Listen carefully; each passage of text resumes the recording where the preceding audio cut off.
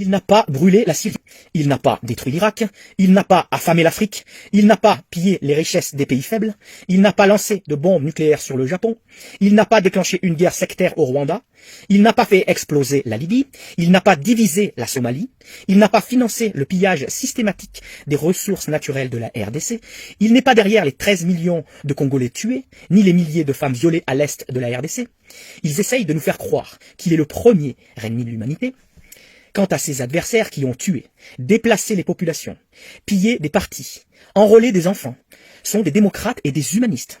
France 24, RFI, CNN, BBC Afrique, BFM et les autres, ces médias du genre ne servent qu'à nous manipuler et à un lavage de cerveau du public. Vladimir Poutine est un héros pour son peuple. Parlons de l'Ukraine, ce que tout le monde devrait savoir. Cela fait 8 ans, depuis la signature des accords de Minsk, que la guerre est présente en Ukraine. Cela fait 8 ans que les cadavres des indépendantistes du Donbass s'entassent. 14 000 morts à ce jour. Cela fait 8 ans que le pouvoir de Kiev tire et tue son peuple sous le regard du monde occidental qui s'en branle les manettes.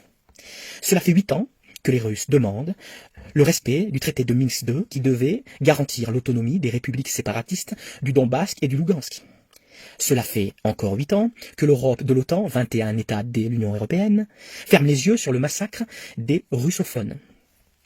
Cela fait 2 ans, depuis le départ de Trump, que Joseph Robinette Biden casse les couilles à Poutine pour implanter des bases de l'OTAN en Ukraine à 750 km de Moscou. Bordel de merde, à force de faire chier le monde, de fermer les yeux en toute hypocrisie, faut pas s'étonner, au bout de 8 ans, que les Russes perdent patience. Pour le moment, il ne s'agit que d'une leçon militaire donnée par les Russes, qui ne tiennent pas à toucher la population ukrainienne, mais à juger le nazi Zelensky, maître d'œuvre de tout ce naufrage qui se cache derrière l'Europe, complice, et l'OTAN pour se faire la Russie de Poutine.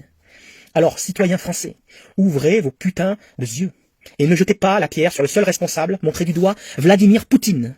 Regardez plutôt vers cette Europe pourrie, jusqu'à la moelle, intéressée par les seules richesses de l'Ukraine, qui pendant 8 ans a laissé les russophones se faire massacrer par Zelensky, sachant très bien que Poutine n'aurait d'autre choix que d'intervenir. Honte à vous l'Europe macroniste.